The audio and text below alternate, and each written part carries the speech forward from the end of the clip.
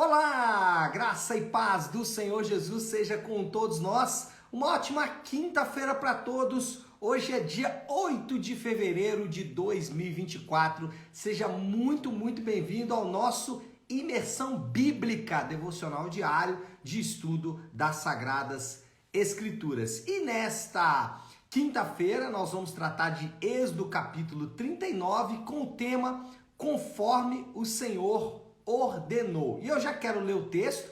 Vocês vão se lembrar que eu tenho lido aí quase que a semana inteira o versículo 1 do capítulo 36, que diz assim: assim Bezalel, Aholibe, todos os homens capazes a quem o Senhor concedeu destreza e habilidade para fazer toda a obra do santuário, realizarão a obra como o Senhor ordenou. Basicamente a gente leu esse versículo aí a semana inteira. Hoje nós vamos ler o último versículo agora do capítulo 39, que diz assim, e esse é o texto base que vai resumir aí o capítulo 39. Os israelitas fizeram todo o trabalho conforme o Senhor tinha ordenado a Moisés. Moisés inspecionou a obra e viu que tinham feito tudo como o Senhor tinha ordenado, então Moisés os abençoou. Se você juntar o versículo 1 do capítulo 36 e o versículo 43 do capítulo 39, os dois juntos resumem tudo o que a gente tem aqui nos capítulos seguintes, 37, 38 e o próprio 39. Então, esse vai ser o nosso capítulo, esse vai ser o nosso versículo para resumir bem esse capítulo. Deixa eu fazer um panorama do capítulo aqui, depois a gente vai para as aplicações. Primeiro, o capítulo começa com a descrição do colete sacerdotal. É do versículo 1 até o versículo 7. O colete sacerdotal, se você se lembrar, é aquela espécie de... É como se fosse um jaleco, né? Como se fosse um jaleco, não, como se fosse um colete mesmo, mas tem um outro nome que o pessoal usa aí às vezes para poder fazer comida e tudo mais. Inclusive o Jun tava com um no nosso churrasco lá e fez o maior sucesso. Mas enfim, é um colete mesmo, prende por trás e tudo mais. E esse colete ele tinha ali pedras de ônix gravado pedras de ônix, porque são tantas pedras, né? Gravados com o nome dos filhos de Israel. Então esse colete sacerdotal é a primeira descrição dessas roupas do sacerdote. A seguir, ele vai falar sobre o peitoral, aí é um peitoral mesmo, né? Deixa eu ver se alguém colocou o nome do negócio que eu falei aqui. Põe pra mim aí, gente, o nome do trem que eu falei aí, porque eu acabei esquecendo. Vamos falar do peitoral. Agora eu tô cismado com esse negócio. Peitoral com suas 12 pedras. Avental. Aí, ó, minha branca colocou aí pra mim. Obrigado, meu amor. O colete sacerdotal é uma espécie de avental que fazia ali uma cobertura. Aí tinha o peitoral. O que é o peitoral? O peitoral tinha 12 pedras, cada pedra cada um tipo de pedra preciosa, e cada uma gravado também os nomes dos filhos de Israel, das 12 tribos. O peitoral, a descrição da confecção vai do 8 até o 21, e depois nós temos o manto, que era um manto como se fosse realmente ali uma cobertura final, né? Mas ele era por trás, na verdade. Tentando explicar aqui, primeiro se vestia ali os calções e tudo mais, depois esse manto, depois o colete e depois o peitoral. O peitoral era só na frente mesmo. Mas enfim, o manto e as outras vestes sacerdotais. Que vestes sacerdotais eram essas? Versículo 27, ó. Para Arão e seus filhos fizeram de linho fino as túnicas, obra de tecelão, o turbante, os gorros, os calções de linho fino trançado, o cinturão, que também era de linho fino, de tecidos azul, roxo e vermelho. Então aí é o restante das roupas que acompanhariam aí a indumentária do sacerdote. E essa última descrição aqui é do 22 até o 31. E aí nós temos a seção final do capítulo e também aqui uma espécie de seção final de toda a confecção do tabernáculo, das vestes e tudo mais. O que nós temos aqui então?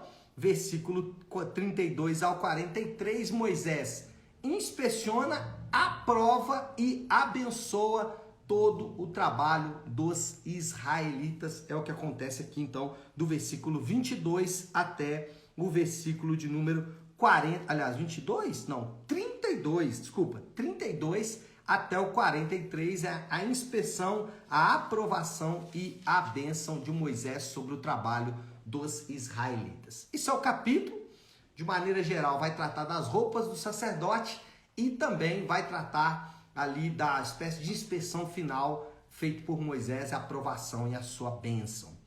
Algumas aplicações aí em relação ao texto. Primeira aplicação é que não existem roupas especiais para o crente na nova aliança.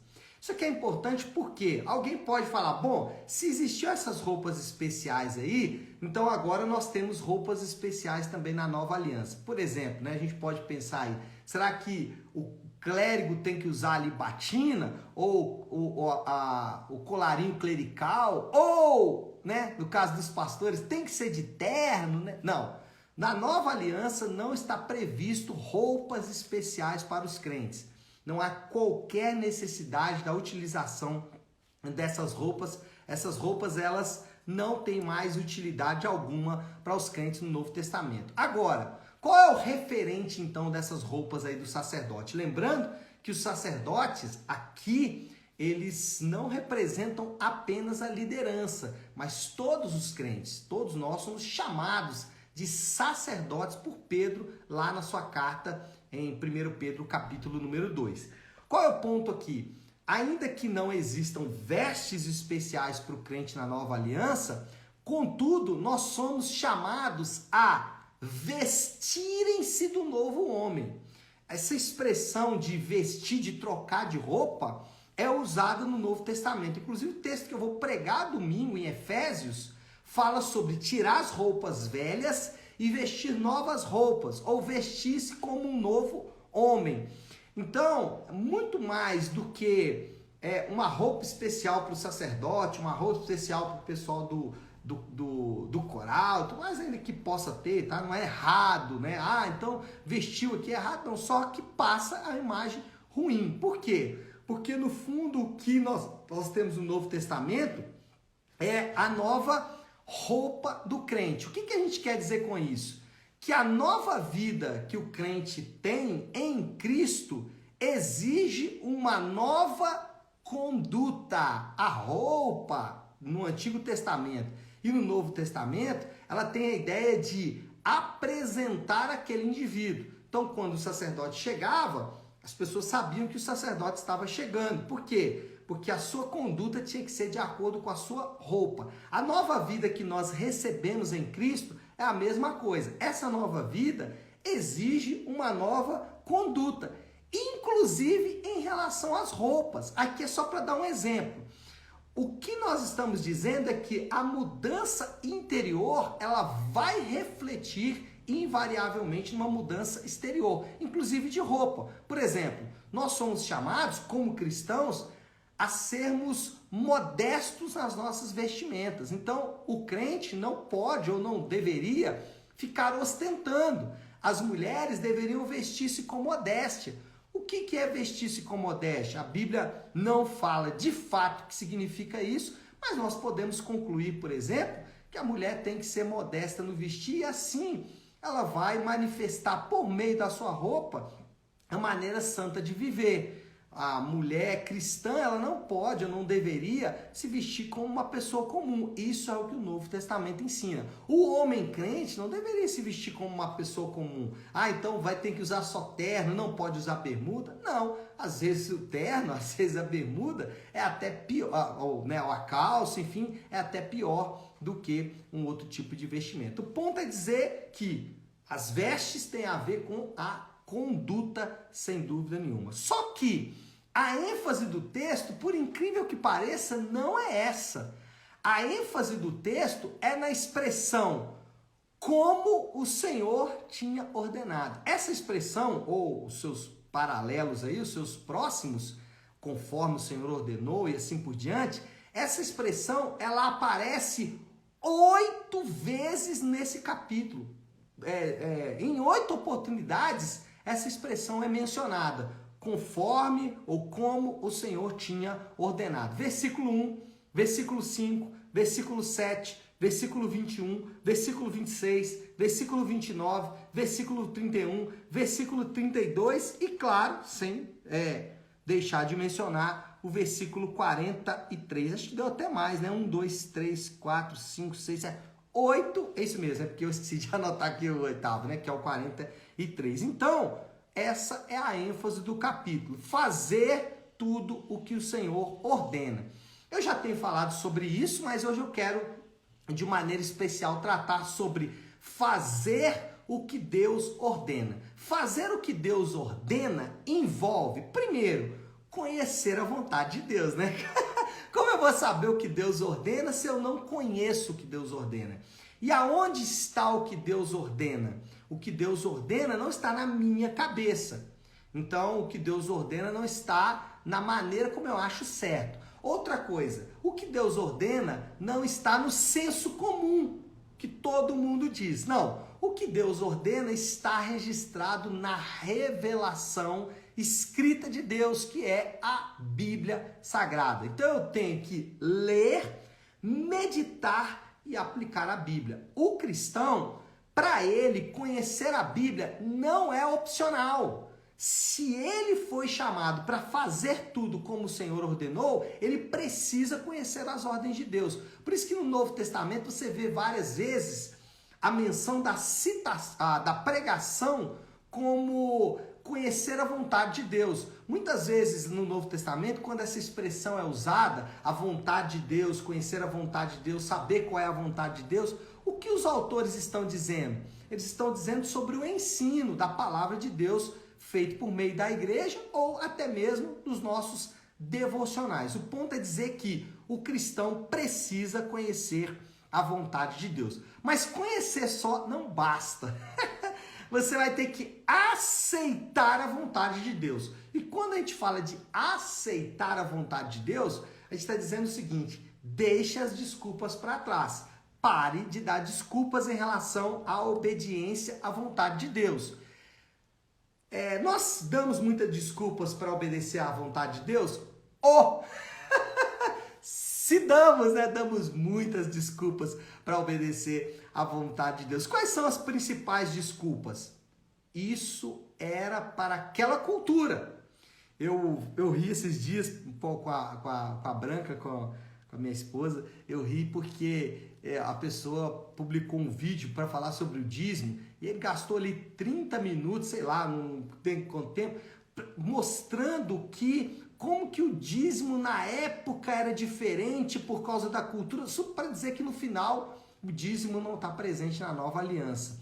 Falei, meu Deus, se ele gastasse toda essa energia em outros assuntos, né? O que eu quero dizer com isso, meus amados? É que nós temos a tendência de querer dizer que aquilo era para aquela cultura. Irmãos, se está registrado na Bíblia, tem algum tipo de aplicação para nós ainda nos dias de hoje. Então, essa desculpa, isso era para aquela cultura, não vale. Claro que aí tem sim coisas que são culturais e tem sim coisas que a gente vai perceber que houve uma mudança à medida do tempo. Mas isso é feito através de estudo. Isso não é feito a partir da minha cabeça, ok? Segunda desculpa muito comum. Essa é a sua interpretação. Essa é fantástica, né? Depois de ouvir a vontade de Deus, a pessoa simplesmente rejeita, dizendo, não, essa é a sua interpretação. Irmãos, interpretação, claro, tem pessoas que fazem interpretações ruins? Tem, mas existe toda uma ciência por trás da interpretação do texto bíblico. Pessoas honestas, elas fazem boa interpretação do texto bíblico. Existem algumas diferenças? Existem, especialmente em questões secundárias, mas nas questões primárias não há muita discussão. Terceira desculpa muito comum, não acredito nisso. A pessoa lê ali, vê o que Deus está falando e no fim ela diz, não acredito nisso. Então isso é o quê?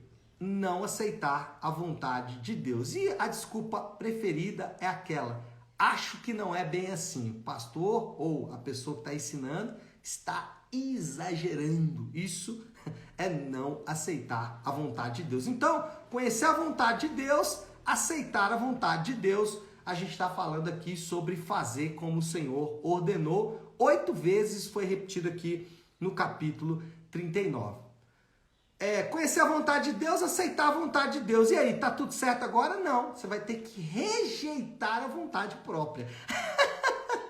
Conhecer a vontade de Deus, aceitar a vontade de Deus e rejeitar a vontade própria. Por quê? À medida que você aceita a vontade de Deus, começa uma guerra no seu interior. O Novo Testamento fala muito sobre isso, sobre a guerra da carne e do espírito. A guerra que existe porque o novo homem está florescendo e o velho homem quer permanecer firme ali, né? Essa, sem dúvida nenhuma, é a parte mais difícil, rejeitar a vontade própria, rejeitar o que nossos primeiros pais não rejeitaram, o que é comer da árvore do conhecimento do bem e do mal. O que é comer da árvore do conhecimento do bem e do mal? Tem várias referentes, mas o referente principal é fazer a vontade própria, fazer o que o egoísmo, que o ego conta, né? Então, por isso é que nós precisamos tanto dos irmãos da igreja. Por quê?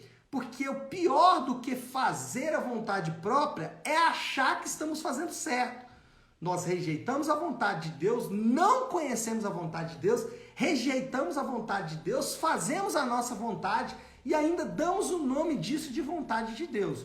Por isso é que precisamos dos irmãos da igreja para nos ajudar. Ou, né, claro, a palavra de Deus também, mas eu estou falando aqui daquele discipulado que os irmãos fazem uns com os outros e que ajuda por vezes a dizer, olha, esse não é o caminho certo a seguir. Isso não é fácil, mas esse é parte importante de fazer tudo como o Senhor ordenou. E por último, praticar a vontade de Deus. Conhecer a vontade de Deus, aceitar a vontade de Deus, rejeitar a vontade própria e, por fim, praticar a vontade de Deus. Não significa nada conhecer a vontade de Deus, aceitar a vontade de Deus, rejeitar a vontade própria, se você não praticar a vontade de Deus. Que também é muito difícil, não tão difícil como o anterior, porque nesse ponto você já está um pouco mais moldado, né? Mas ainda assim não é fácil também praticar o que Deus diz. Por quê? Porque praticar o que Deus diz é tirar a questão do subjetivo e trazer a questão para o objetivo. Moral da história, já para a gente concluindo, o relacionamento de Deus com o seu povo é marcado pela manifestação da vontade de Deus e a obediência do seu povo. Como Deus se relaciona com o seu povo? Mostrando as suas leis e exigindo a obediência do seu povo. Assim Deus se relaciona com o seu povo. Note que eu não estou dizendo que Deus salva o seu povo por meio da obediência. Estou falando que Deus se relaciona com o seu povo por meio da obediência. Desafio do Léo, a aplicação final aqui para a gente poder orar. Eu quero desafiar você, lembrando aqui do versículo 43, o final dele. Então Moisés os abençoou. Irmãos, é significativo quando o texto diz que Moisés abençoou quando tudo estava como o Senhor havia ordenado. Isso nos lembra que a bênção do Senhor está conectada com a obediência à sua palavra. E o contrário também é verdadeiro. Quando não obedecemos a palavra de Deus, podemos esperar que as coisas não vão andar bem. E quando obedecemos à vontade de Deus, a gente pode confiar que as coisas vão andar bem. Note, preste atenção, não estou dizendo que vai dar tudo certo para você. Eu estou dizendo que ao obedecer à vontade de Deus, mesmo em dias difíceis, você vai estar debaixo da bênção de Deus. Mesmo que você enfrente dificuldades, lutas, dores, sofrimentos, você está debaixo da bênção de Deus. Mesmo que aquilo vá, ou mesmo que você esteja em tempos difíceis. Tá certo, meu povo? Em outras palavras, é melhor estar debaixo da bênção de Deus no meio da dificuldade do que não ter a bênção de Deus no meio da bonança, né? É mais ou menos isso aí. Tá certo, pessoal? Acho que podemos orar, né? Vamos fazer isso? Se você puder, então, pare aí um instante o que você está fazendo e vamos juntos buscar a Deus em oração. Deus, Pai de amor e graça, obrigado mais uma vez, porque nós somos aqui ensinados por tua palavra, que o teu povo fez tudo conforme o Senhor tinha ordenado. E por causa disso, Moisés os abençoou. Senhor, nós queremos nesta manhã, primeiro, nos arrependermos do que por vezes nós nos desviamos da tua vontade. Senhor, não nos deixa cegos em relação a isso. Não nos deixe, Senhor Deus, ficar obstinados, fazendo o que é errado, achando que estamos fazendo certo. Precisamos, Senhor Deus, da ajuda do Senhor para reconhecer os nossos pecados. Rejeitamos as desculpas que normalmente damos e nos submetemos ao Senhor e à tua vontade. Senhor, ao fazer assim, cremos que viveremos a bênção do Senhor. Ao obedecermos ao Senhor, isso vai redundar para as nossas vidas em bênção. Mesmo que estejamos passando por lutas e dificuldades, ainda assim estaremos experimentando a boa mão do Senhor. Obrigado, Senhor Deus, por tua palavra, e nós oramos assim, em nome de Jesus. Amém. Amém, pessoal? Bom, então é isso. Nós vamos ficando por aqui. Que Deus te abençoe. Uma excelente quinta-feira para todos. Fiquem com Deus.